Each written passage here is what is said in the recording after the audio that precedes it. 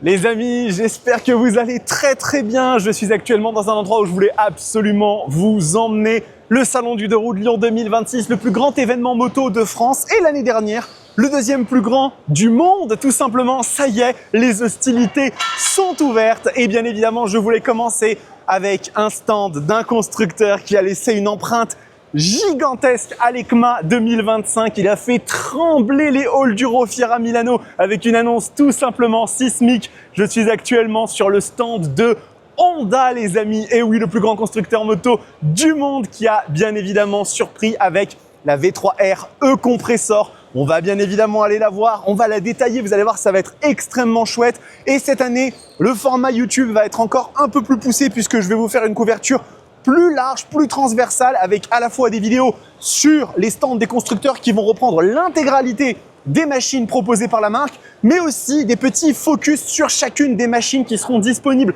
sur la chaîne. Et donc comme ça, vous pourrez picorer, choisir à l'envie ce qui vous plaît. Bref, je ne vais pas vous faire patienter plus longtemps. On est parti pour de très grosses vidéos. C'est parti, on y va. Le salon du 2 roues de Lyon 2026 chez Honda, c'est parti. Alors, on va commencer d'abord par regarder bien évidemment le stand de loin pour voir un petit peu à quel point il est très grand. Honda bien évidemment à Lyon met toujours les petits plats dans les grands et ont un des plus gros stands, si ce n'est le plus gros. En termes de surface, il est toujours très impressionnant.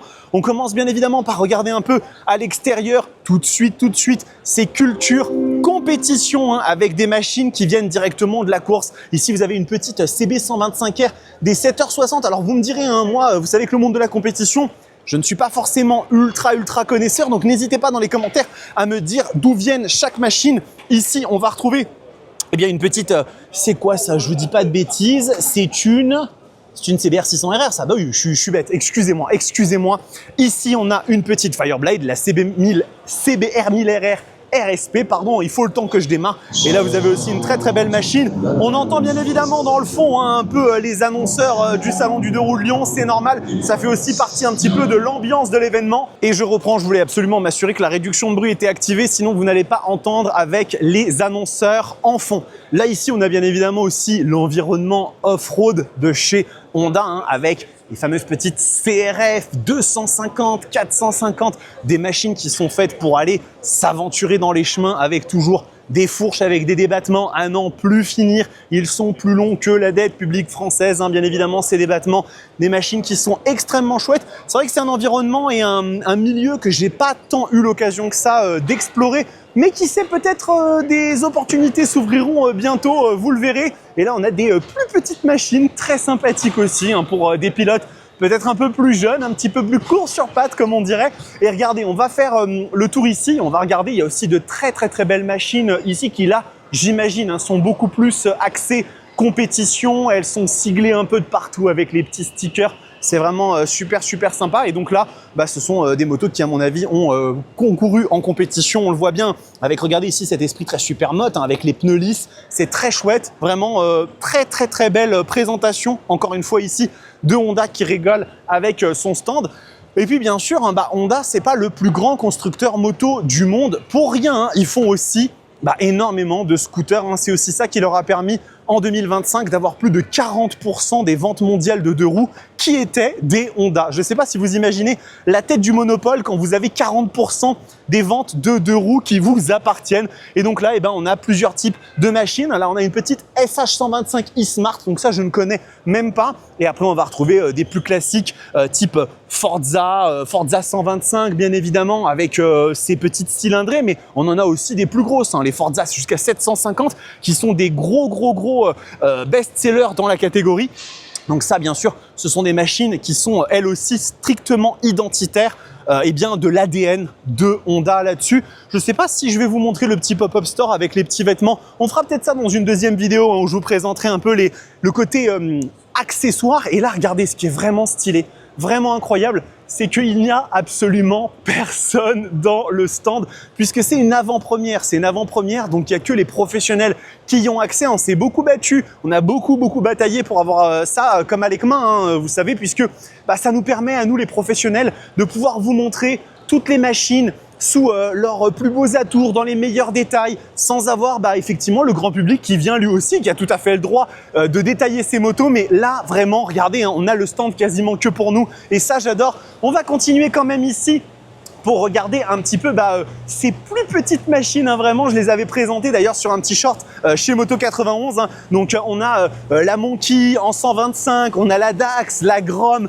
tout autant de petites motos extrêmement mignonnes, très sympa pour les petits trajets, hein, vraiment le petit commute urbain. Ça fait vraiment très moto compo un petit peu dans l'esprit si vous connaissez. Et là, on va tout de suite un petit peu sur des machines un petit peu plus costaud en termes de taille, hein, avec les CB 125 en version un petit peu roadster comme ça, CB 125R et CB 125F si on veut un petit peu plus de carénage. Et là, je voulais vous montrer cette identité que Honda a déclinée sur le salon 2026, assez intéressante, avec du coup des petites interprétations façon un peu méca comme ça, des différentes machines. Vous me direz laquelle est votre préférée? La WN7 forcément au centre, puisque c'est la machine qui veut incarner un peu la technologie chez Honda. Je pense que j'ai quand même une petite préférence pour la petite Fireblade. Là, elle a un petit côté très XOR, ou même la XADV, elle est très chouette. Vous me direz un petit peu ce que vous en pensez.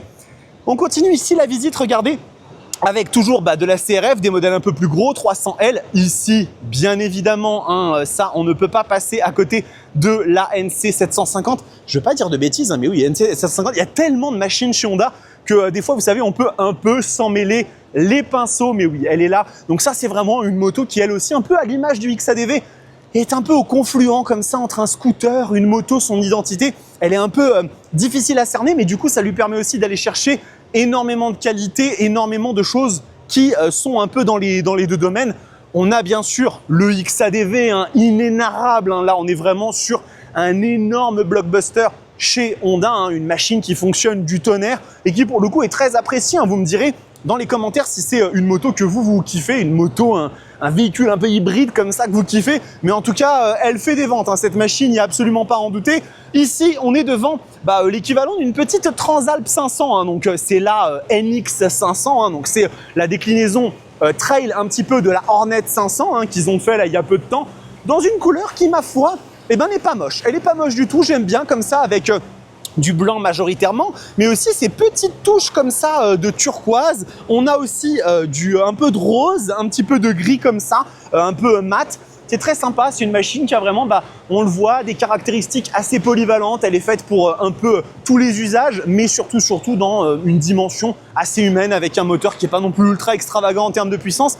Mais rassurez-vous, hein, pour beaucoup de motards, c'est parfaitement suffisant. Et puis après, si on a envie de mettre un peu plus la max comme on dit, on passe à la Transalp 750. Et là, forcément, niveau motorisation, niveau prétention partie cycle, on passe sur le cran d'au-dessus avec le moteur de la Hornet 750, hein, donc cette nouvelle plateforme ultra bien née, hein, qui fait plus de 90 chevaux, des quantités généreuses de couple. Ici, au service d'une machine qui doit avant toute chose répondre au mieux aux sollicitations de l'accélérateur, être une moto qui est vraiment capable de donner dans toutes les circonstances le meilleur à la fois du contrôle, de la précision, être une machine qui est aussi faite pour un peu tous les terrains, hein. C'est ça un peu le leitmotiv de la Transalp 750 et avec pas mal de techno sympathiques puisqu'ils ont greffé l'écran TFT de la Hornet 750. On a les nouveaux Komodo, là ici elle est même prête à partir avec ses deux petites valises latérales qui sont très charmantes. Et là, vraiment, on est sur, on va dire, le compromis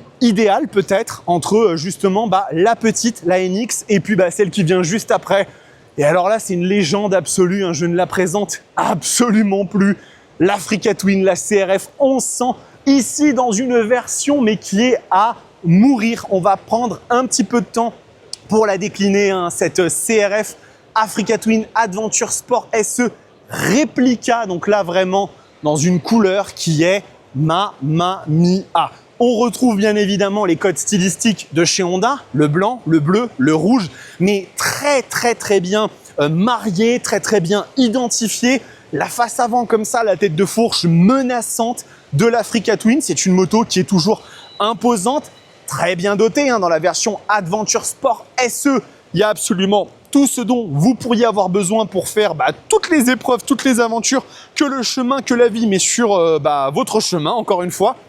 avec de l'éclairage additionnel, avec ici des crash bars, un énorme sabot en alu. Regardez-moi ce sabot, hein. Il y a des chevaux qui rêvent d'un sabot pareil toute leur vie et qui ne l'auront jamais, hein. C'est exceptionnel. Encore une fois, je me répète, hein, excusez-moi, avec cette grande fourche, avec un énorme débattement, fourche de très très bonne qualité, réglable, des étriers radionicine, des gros disques pour bien freiner la machine.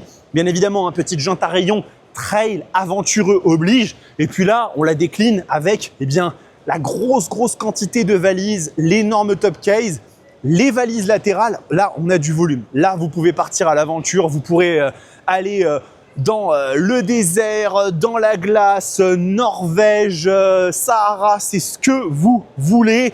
Encore une fois, des petits accessoires ici qui sont présentés. Et puis, bien sûr, ce qui est très cool avec l'Africa Twin, c'est une des qualités, hein, il y en a énormément, c'est qu'on a le mélange de la modernité et aussi de la tradition, avec d'un côté un écran TFT, donc celui qu'on retrouve aujourd'hui sur la plupart des gammes Honda, et puis le petit écran LCD comme ça qui nous rappelle un petit peu les machines d'antan, très chouette. Version Adventure Sport oblige, on a bien évidemment des suspensions semi-actives, hein. Vous voyez ici les petites électrovannes qui vont contrôler en temps réel tout ce que vous allez faire en fonction des conditions, de l'angle d'inclinaison, de l'état de la route, etc., etc. Des commodos qui sont bien sûr un peu plus complets, hein, que sur les autres machines de la gamme parce qu'il y a beaucoup de choses à gérer. Et encore une fois, hein, une moto dont le moteur est extrêmement polyvalent, un moteur qui sort plus d'une centaine de chevaux, des quantités généreuses de couple.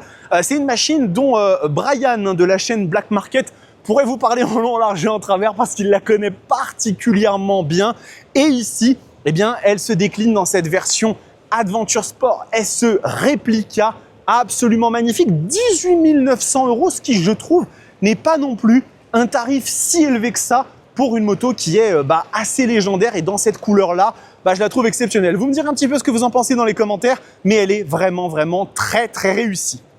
On continue, hein, bien sûr. Là, vous en avez une autre d'Africa Twin, un peu plus simple, mais avec une très belle couleur. Je la préfère peut-être même plus que l'autre, hein, ce rouge avec un peu de blanc, des déchirures blanches comme ça lui donne vraiment un aspect assez agressif. Et toujours, bien sûr, hein, ce qu'il a défini, protection de radiateur, les crash bars, le gros sabot alu, tout ça, ça lui donne vraiment un aspect ready for adventure, comme on pourrait le dire en anglais. Et donc, elle est vraiment très chouette. Continuons un petit peu, hein, continuons à avancer. Il y a un petit truc là-bas, hein, je vous le montre déjà, je vous tease, hein, pour vous garder jusqu'à la fin de la vidéo, ce sera la conclusion.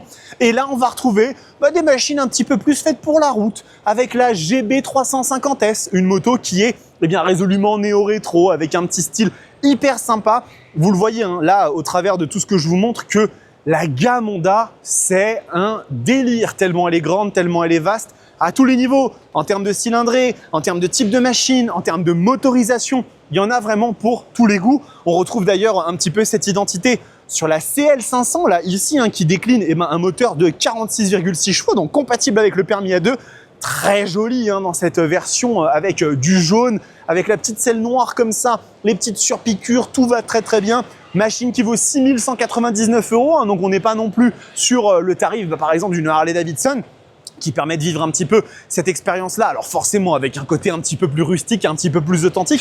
Mais vous savez, encore une fois, ça, pour beaucoup de motards, ça peut être du pur just good enough, et donc servir tout à fait.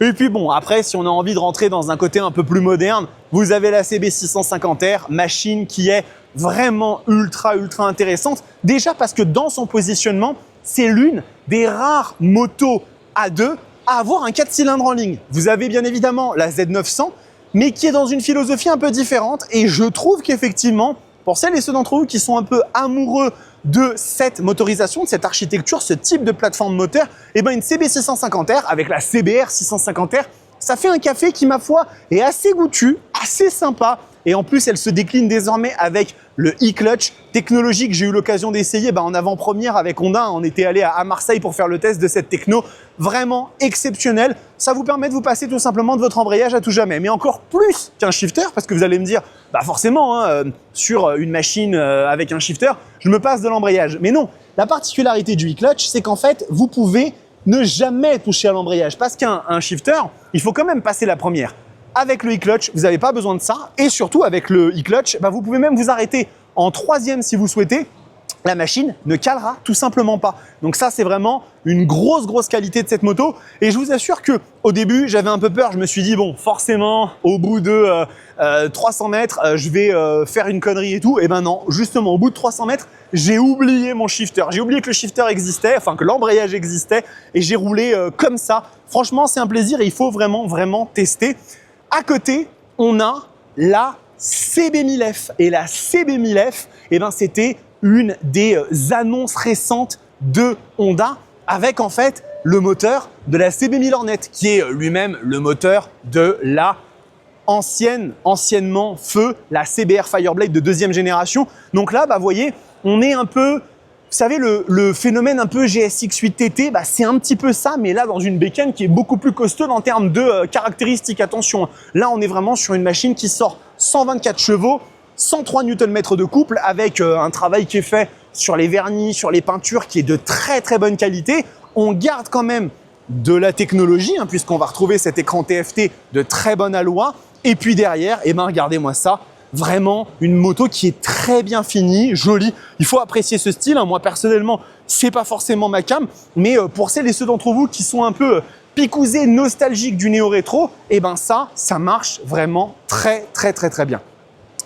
Et maintenant, toujours ici au Salon du Deux Roues de Lyon 2026, une petite machine sur laquelle je vais refaire un focus. Ça me semble logique, celle qui a littéralement fait trembler l'industrie tout entière en novembre 2024 quand je suis allé l'essayer à Alicante en Espagne avec Honda. La CB1000 Hornet ici dans cette magnifique version SP. Je trouve que c'est une machine qui a toujours autant de classe. On l'a un petit peu habillée ici, vous le voyez avec notamment ce très joli pot SC Project qui lui donne un air encore plus menaçant, encore plus musculeux. Et ses couleurs, moi je trouve qu'elles lui vont vraiment toujours super bien. Ce mariage du noir, du doré, ça s'associe extrêmement bien. Ça a un côté à la fois classe mais aussi agressif. Et bien sûr, à l'intérieur de cette moto, il y a plusieurs merveilles qui s'associent pour donner un rapport qualité-prix qui est toujours aussi dément. Déjà d'une part, vous avez le moteur de la CB1000R Fireblade, encore une fois, comme celui de la CB1000F que j'ai présenté juste avant, mais qui fait 157 chevaux. On est vraiment dans un super roadster. C'est une catégorie que j'ai créée, ça je l'ai inventé cette catégorie-là. Le super roadster, c'est quand on commence à quitter un peu ces motos de type, vous savez, Z900, Street Triple, mais qu'on n'en est pas encore arrivé aux hyper roadsters, aux machines de plus de 175, 180 chevaux. Et donc, cette moto-là, elle s'intègre parfaitement dedans. Son bouilleur est super sympa, peut-être un peu moins rempli à bas régime que la GSX-S 1000, mais ça reste quand même ultra sensationnel avec un son très sympa, très caractéristique, métallique. Et puis derrière, très belle fourche, très belle fourche Showa entièrement ajustable, étrier Brembo Stylema. Donc là, on rigole pas du tout, on est clairement sur ce qui se fait quasiment de mieux, avec aussi à l'arrière, regardez ici, petit amortisseur Öhlins, donc pareil, on a mis les petits plats dans les grands et très bonne technologie. On retrouve sur cette moto notamment de l'écran TFT, des modes de conduite, anti-wheeling, contrôle de traction, etc. Et pour une moto qui, quand elle a été lancée, était à 11 700 €. Je ne sais pas si vous vous rendez compte, c'est le prix d'une Z900, entre une Z900 et une Z900 SE, mais pour des prestations qui sont beaucoup plus élevées. Alors bien sûr, la finition de la moto, elle est peut-être un peu moins bonne. Peut-être que la qualité des plastiques, la qualité des soudures est un petit peu en dessous. Mais encore une fois, c'est toujours la même question. Le rapport qualité-prix, c'est quelque chose qui parle à beaucoup de personnes. Beaucoup de motards aujourd'hui choisissent des machines qui sont peut-être un peu moins premium dans l'âme, un peu moins haut de gamme dans la qualité perçue globale, mais qui offrent des prestations qui sont extrêmement bonnes. Et ça, là-dessus, il n'y a pas à douter une seule seconde. La CB1000 Hornet SP le fait extrêmement bien. Bon, continuons un petit peu quand même parce qu'il y a encore beaucoup de choses à voir avec ici cette très jolie Hornet 750 qui est remise au goût du jour. Alors c'est vrai que cette tête de fourche, elle est particulière. Je n'en suis pas le plus grand fan et je préférais le modèle d'avant. Dites-moi dans les commentaires, vous, quelle était votre Hornet 750 préférée? Est-ce que c'est l'ancienne ou est-ce que c'est celle-ci? Toujours est-il que cette moto, je pense que c'est un des plus grands succès de Honda de ces dernières années. Une machine qui en 2023 s'est imposée comme la première vente nationale et qui depuis, elle est dans le top 2 constamment. En 2024, elle était top 2. En 2025, elle était top 2 en cédant sa place, excusez-moi du peu, qui a la R1300 GS, donc qui est quand même voilà, le titan absolu de chez BMW. Et alors, cette association de couleurs, dites-moi un peu ce que vous en pensez, mais je trouve ça ultra audacieux. Le mélange du gris brillant avec le jaune, eh ben, je trouve ça super, super original et ça lui donne vraiment une identité avec la petite selle comme ça ici en gris, noir et les surpiqûres rouges. C'est vraiment super original et joli. Pour le coup, j'avoue, j'aime bien, j'aime beaucoup.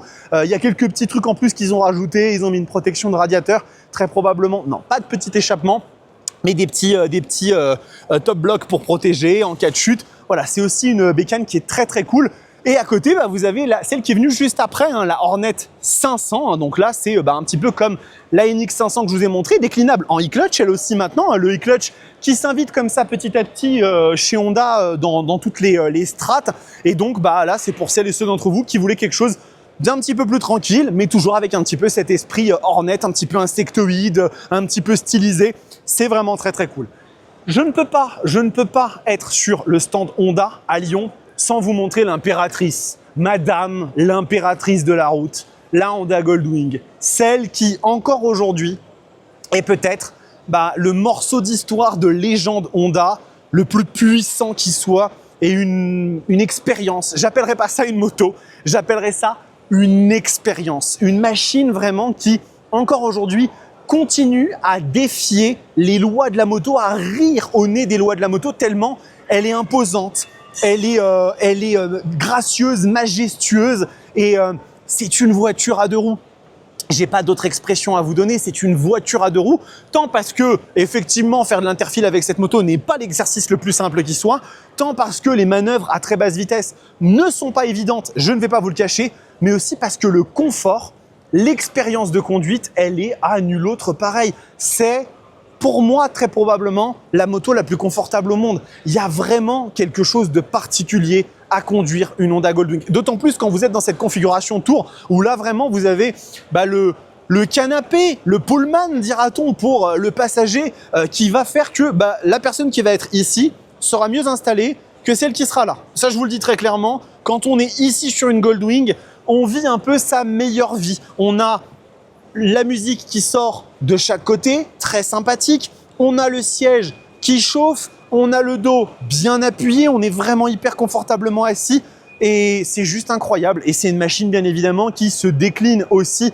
par son moteur. Elle est célèbre grâce à ça. Seuls 6 cylindres à plat de la production, 180 Nm de couple au service du velouté, de l'onctueux. Mais attention, quand vous la mettez en mode sport et que vous accélérez, non seulement elle sait vous en donner pour votre argent, mais en plus elle a une petite sonorité comme ça de Porsche qui fait plaisir. Vraiment pour le coup, la Goldwing c'est incroyable. Vous l'avez ici dans sa version que les anciens appelleraient la version Bagger, la version F6B, qui est, alors là j'adore, hein, avec cette petite sérigraphie là derrière avec l'aigle, c'est vraiment magnifique. Et c'est une version un peu différente, un peu moins confort bien sûr pour le passager, mais un peu plus stylé. Je l'aime beaucoup aussi dans cet esprit-là.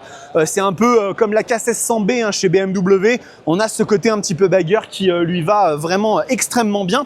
Et puis regardez, on s'approche petit à petit de la fin. Ici, on a un peu des motos emblématiques chez Honda, hein, donc avec bien sûr la CB650R, avec aussi l'Africa Twin, mais là, une véritable rareté, un ovni avec la Vultus, que vous connaissez peut-être, c'est la DN01, une machine qui a eu une destinée un peu tragique, soyons quand même honnêtes, il s'en est pas vendu beaucoup et on n'en croisera pas beaucoup sur les routes, ni à sa sortie, ni maintenant. C'est tellement étonnant comme exercice de style, c'est tellement différent de tout ce qui existe, avec vraiment une ligne qui ressemble un peu à un requin, avec ces proportions qui sont très étranges. Et en fait, Honda est coutumier du fait. Honda est coutumier de ce genre d'exercice de style un petit peu biscornu, un petit peu étonnant, mais qui des fois lance des nouvelles tendances, crée des nouvelles modes. La Vultus, c'était aussi un exemple de ça. Et ils ont toujours eu cet ADN, cette philosophie. Et donc voilà, je voulais absolument vous la montrer. Et puis maintenant, on va passer à une machine qui est elle aussi très attendue, enfin qui est très attendue, qui est déjà sortie, mais qui était ultra intéressante quand elle a été présentée. C'est bien sûr la CB1000 GT. Et donc cette moto, qu'est-ce que c'est? Imaginez une CB1000 Hornet, d'accord, avec son moteur tempétueux, féroce, vorace, et derrière vous lui mettez un peu de confort, un petit peu de capacité de voyage et vous obtenez la CB1000 GT avec un rapport qualité-prix encore une fois qui est ici exceptionnel. La moto qui vaut dans les 14 000 € et qui vient avec une ribambelle d'équipement, suspension semi-active, enfin vraiment du très lourd sur, encore une fois, une moto qui fait 150 chevaux. On est sur un pur crossover, donc un petit peu comme la S1000 XR, la GSX-S 1000 GX, pardon, c'est dur à dire, sur une bécane qui se veut être un trail, mais un trail sportif, un trail énervé, un trail qui peut vraiment vous donner des sensations un petit peu similaires à celles d'un gros roadster. Et elle ne s'en cache pas, c'est une espèce de mini Super Duke GT, tout simplement. Une moto capable d'avoir des prétentions voyageuse, vraiment de vous emmener, mais surtout de le faire avec beaucoup de sensations. Regardez un petit peu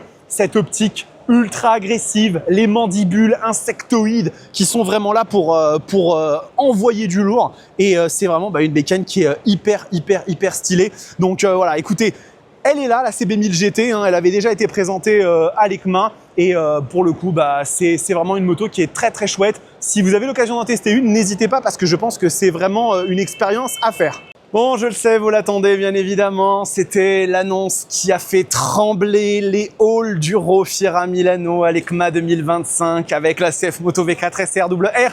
Mais CF ne sont pas là et les absents ont toujours tort. Donc, nous voici devant celle qui risque très fort de faire parler d'elle dans les prochains mois, la Honda V3R e-compressor, la petite révolution du constructeur ailé, une moto qui promet énormément de choses. Bien sûr, déjà, dans son esthétique extrêmement atypique, extrêmement agressive, le signe d'une évolution dans la politique marketing de Honda qui l'ont qualifié de manège à sensation cette machine. Et croyez-moi que dans la bouche, dans les lignes éditoriales de ce constructeur, ce n'est pas peu dire. Parce que le Total Control a laissé place au Total pas contrôle du tout. On est sur une machine qui n'a qu'une seule vocation et on le voit très bien, c'est donner des sensations, c'est être vraiment un manège, comme ils le disent. Et depuis qu'on l'a vu à l'EICMA 2025, elle ne cesse d'être sur toutes les lèvres, elle est vraiment le sujet de toutes les conversations. Pourquoi? Eh bien déjà à cause de ceci, ce moteur, ce V3, donc un 3 cylindres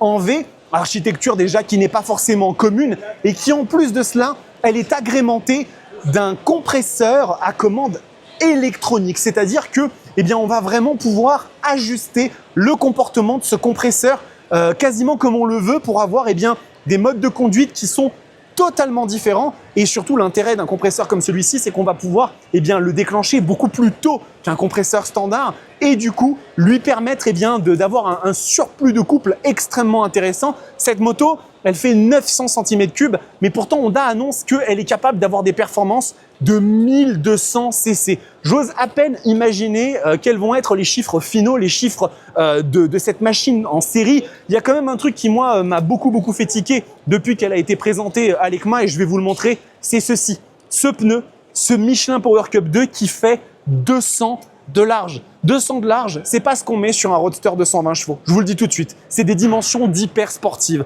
Et encore aujourd'hui, Honda sont extrêmement cachotiers sur les valeurs que cette moto va être capable de délivrer. Mais à mon sens, on est parti pour quelque chose d'extrêmement intéressant. Je suis très content qu'ils aient joué le jeu et qu'ils la présentent à un événement comme le Salon du Deux Roues de Lyon qui est extrêmement important parce que l'année dernière, c'était le deuxième plus grand salon de moto au monde et donc pour moi c'était logique que la V3R revienne ici, présentée toujours dans ces lignes qui sont extrêmement acérées avec cette présentation, cette bande-annonce qu'il avait montrée en roue arrière dès qu'elle sort des stands et ça c'est quelque chose de très peu commun chez Honda, c'est vraiment ce signe de l'évolution de leur communication et je suis ravi. Alors bien sûr, elle n'a pas évolué, elle est toujours telle qu'elle a été présentée à l'EICMA 2025, toujours dans une version qui est prototypale. Mais prototypale pendant combien de temps? Moi, je suis quasiment persuadé qu'on est sur une version quasi finalisée de la moto. Même s'il est encore peut-être un peu trop tôt, il y a encore des ajustements à faire, des homologations à faire passer, mais j'ai une idée que la V3R n'évoluera pas tant que ça au niveau de son esthétique. Il nous reste à savoir maintenant, bien évidemment, quelles vont être ses caractéristiques finales, quelle va être sa puissance, quel va être son couple. C'est surtout ça qui nous intéresse. Je pense bien sûr qu'au niveau du tableau de bord, on aura peut-être une évolution parce qu'il est quand même assez timide, il est petit, il est réduit, mais c'est intéressant. Et regardez, on voit bien qu'au niveau des commodos, on a quelque chose qui est pas habituel chez Honda. c'est des nouvelles commandes qui préfigurent aussi peut-être d'une nouvelle identité chez le constructeur. Identité d'ailleurs qui se retrouve également ici, puisque ce logo représente maintenant les machines puissantes, performantes, on va dire, de chez Honda. Donc il y a vraiment toute une histoire qui s'écrit avec cette V3R e-compressor et j'ai vraiment hâte de pouvoir vous en dire un peu plus dès qu'on en saura un peu plus. Justement, on est toutes et tous extrêmement impatients. Et donc écoutez, la V3R continue à être une machine qui va susciter, je n'en doute pas, toutes les curiosités et agiter toutes les discussions. Et on continue bien évidemment la visite du Salon du 2 roues de Lyon 2026, mais elle fait définitivement partie de celles qui sont très très haut dans la liste des plus belles machines, en tout cas qui agitent le plus la curiosité de ce salon. Bon les amis, on arrive à la fin de cette longue visite, première vidéo du Salon du 2 roues de Lyon 2026, dont l'objectif c'est de vous donner un peu le ton de ce que va être cette couverture. Donc je veux vraiment faire des vidéos qui sont longues, approfondies, on prend notre temps, et puis sur les motos qui sont vraiment un petit peu atypiques ou qui sont emblématiques de la gamme, on fait des petits focus dessus. Vous avez pu le remarquer quand je me suis arrêté sur la CB1000 Hornet, la GT et aussi la V3R, ça ce sont des vidéos que vous allez retrouver indépendantes à votre disposition sur la chaîne et vous pourrez les consulter, comme ça vous vous faites votre expérience. J'espère que cette première vidéo vous a plu. Il y en a beaucoup d'autres qui vous attendent, puisque là je suis parti pour 3 jours de tournage intensif non-stop, mais on va très probablement atteindre, je pense, entre 35 à 40 vidéos YouTube minimum, donc vous allez avoir de quoi faire. Dites-moi dans les commentaires ce que vous en avez pensé, n'oubliez pas de vous abonner, c'est vraiment le meilleur soutien que vous puissiez m'apporter. En attendant, prenez soin de vous, kiffez vos bécanes, ciao.